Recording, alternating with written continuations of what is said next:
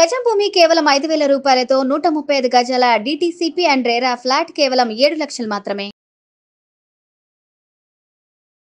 నమస్తే రేవంత్. నమస్తే అండి. ఏంటి రేవంత్, ఈ మధ్య ఐటీ సెక్టార్లో ఐటీ కంపెనీస్లో ఏదో కాఫీ బ్యాడ్జింగ్ అనే ఒక కొత్త ట్రెండ్ ఒకటి నడుస్తుందంట. ఏంటి అసలు ఈ కాఫీ బ్యాడ్జింగ్ అనే ట్రెండ్ ఏంటి? ఎవరు తీసుకొచ్చారు? ఎందుకోసం తీసుకొచ్చారు ఈ కాఫీ బ్యాడ్జింగ్ని? మనం ఏ తలతిక పని చేసినా కానీ దానికి ఒక పేరు పెట్టుకుంటాం. సరే, మరి దాన్ని అట్లా కామెంట్ చేయడానికి కాదులేండి, కానీ ఒక రకంగా అది ఒక ప్రాబ్లంకి దారితీసే ప్రక్రియ లాంటిదే.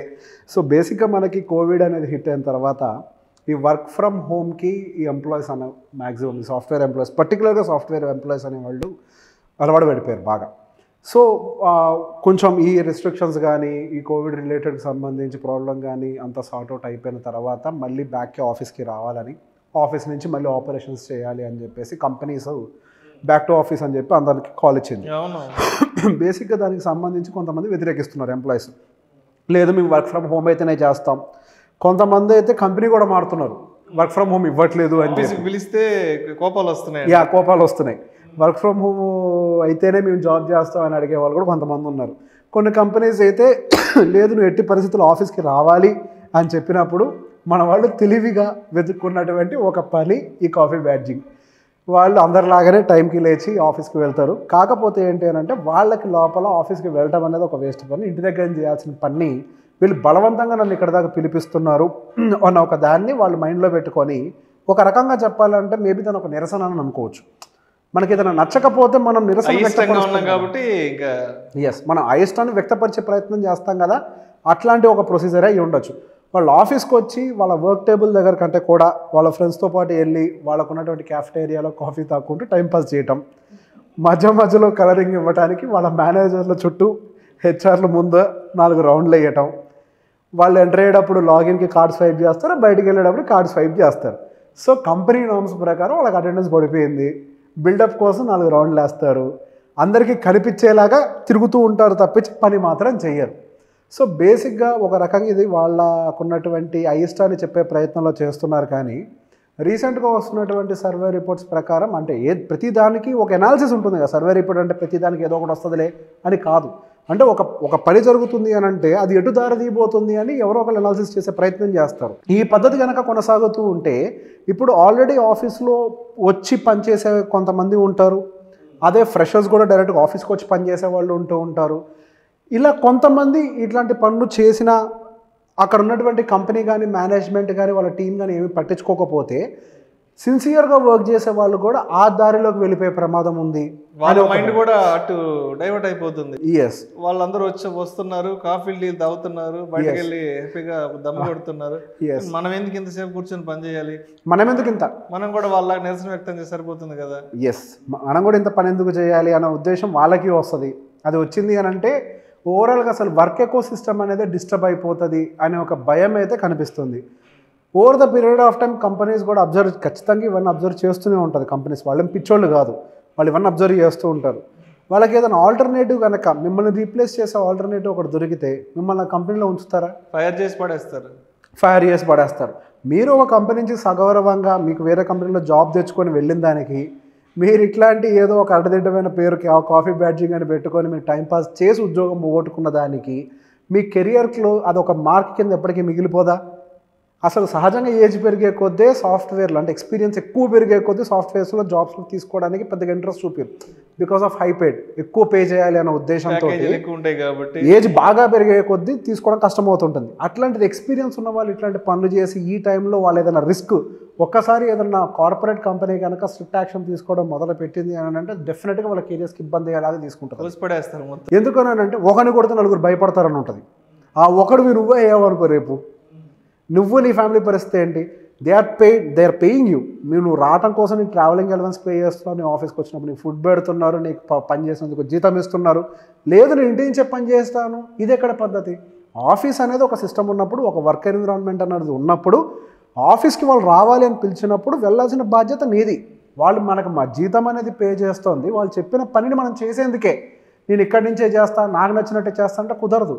ఇన్ఫాక్ట్ వాళ్ళకు కూడా ఖర్చులు తగ్గుతాయి కదా, కార్పొరేట్ కూడా ఎక్స్పెండిచర్ తగ్గించుకోవచ్చు. ఇట్లా ఇంటి దగ్గర నుంచి పనిచేస్తే ఆఫీస్ మెయింటెనెన్స్, రెంటల్స్ చాలా తగ్గుతాయి. కాకపోతే ఇట్లా వర్క్ చేయడం వల్ల మనకి గోయింగ్ ఫర్దర్ ఈ టీమ్ వర్క్ ప్రొసీజర్ కావచ్చు, టీమ్ బిల్డింగ్ కావచ్చు, టీం మధ్యలో కోఆర్డినేషన్ అవ్వచ్చు, ఒక సోషల్ రిలేషన్ మిస్ అయిపోతుంది. వాళ్ళు ఎంతసేపటికి సింగిల్గా ఉండి పని చేయటం, ఎవరి కంఫర్ట్ జోన్లో వాళ్ళు ఉండిపోతారు వాళ్ళ ఇంట్లో. ఎస్ వర్క్ అనేది ఎప్పుడు కూడా కంఫర్ట్ జోన్లో ఉంటే మంచి రిజల్ట్ రాదండి. ఎప్పుడైనా రిజల్ట్ అనేది నీ వర్క్ ఎన్విరాన్మెంట్లో పనిచేస్తేనే నీకు రిజల్ట్ వస్తుంది. కంఫర్ట్ జోన్ నుంచి we can't make miracles, we should come out of the comfort zone to make miracles. So బేసిక్గా కంపెనీస్కి వాళ్ళు ఏదైనా కానీ ఎవరైనా ఏం చేస్తారు, ముందు రాబోతున్న ప్రాబ్లమ్ ఐడెంటిఫై చేస్తారు.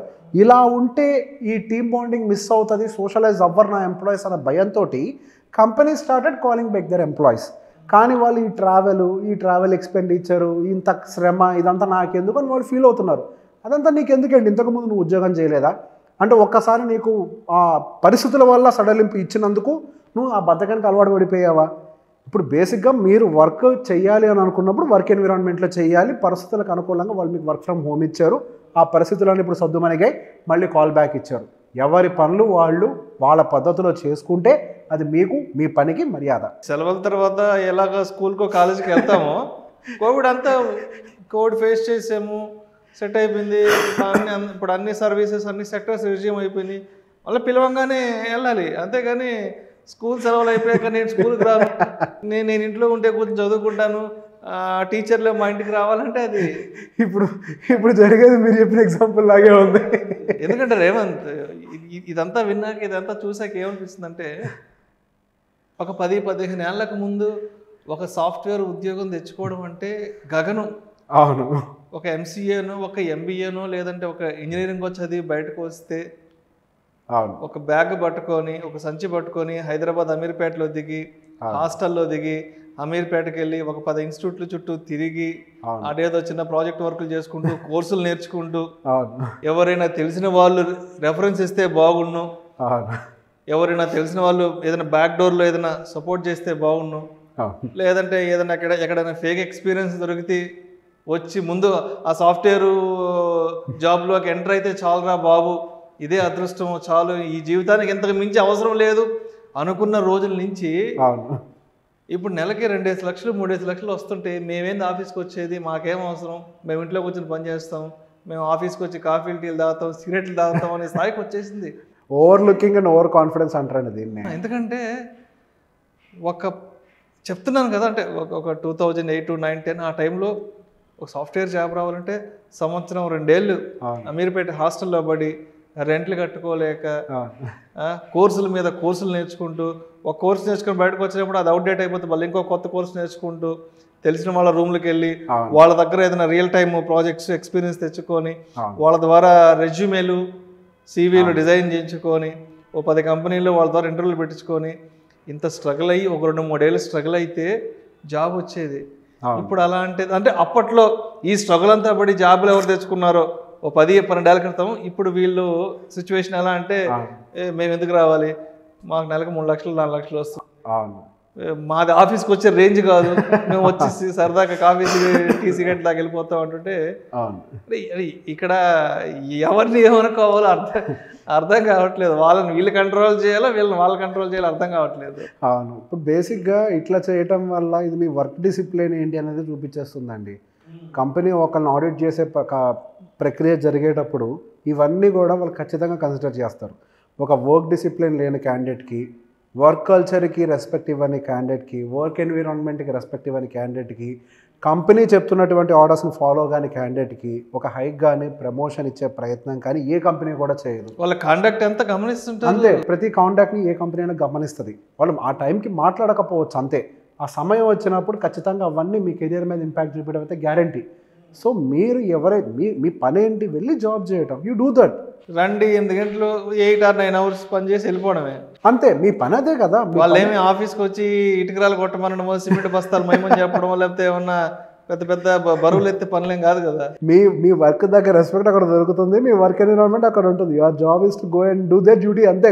మీ పని ఏదో మీరు చేయండి, అంతేగా నేను అక్కడి నుంచే చేస్తా ఇక్కడి నుంచి అయితే నేను చెయ్యను, మీ ఇట్లా కాఫీలు తాగుతా టైంపాస్ చేస్తానంటే నన్ను ఆఫీస్కి రమ్మంటే నేను జాబ్ మానేసి వేరే జాబ్ ఎదుర్కొంటాను. ఎస్ దానికి మీ కెరియరే ఎఫెక్ట్ అవుతుంది. సో ఇట్లాంటి ప్రక్రియలు మానుకుంటే ఎవరికైనా మంచిది. ఇక్కడ చేసే పని అక్కడ చేస్తేనే అది అందం, ఏ పనికైనా అందం. పర్పస్. ఫస్ట్ మీరు ఆ కంఫర్ట్ జోన్ నుంచి ఎవరైనా బయటికి రావాలండి. మనం పరిస్థితుల రీత్యా అందులోకి వెళ్ళాం, ఇప్పుడు ఆ పరిస్థితులు సర్దుమణిగాయి, మళ్ళీ మన కంఫర్ట్ జోన్ నుంచి బయటకు వచ్చి మళ్ళీ వర్క్ ఎన్విరాన్మెంట్లో పని చేయాలి, తప్పదు. ఇంకా అది పొలం పని అనేది పొలంలో చేస్తే వ్యవసాయం.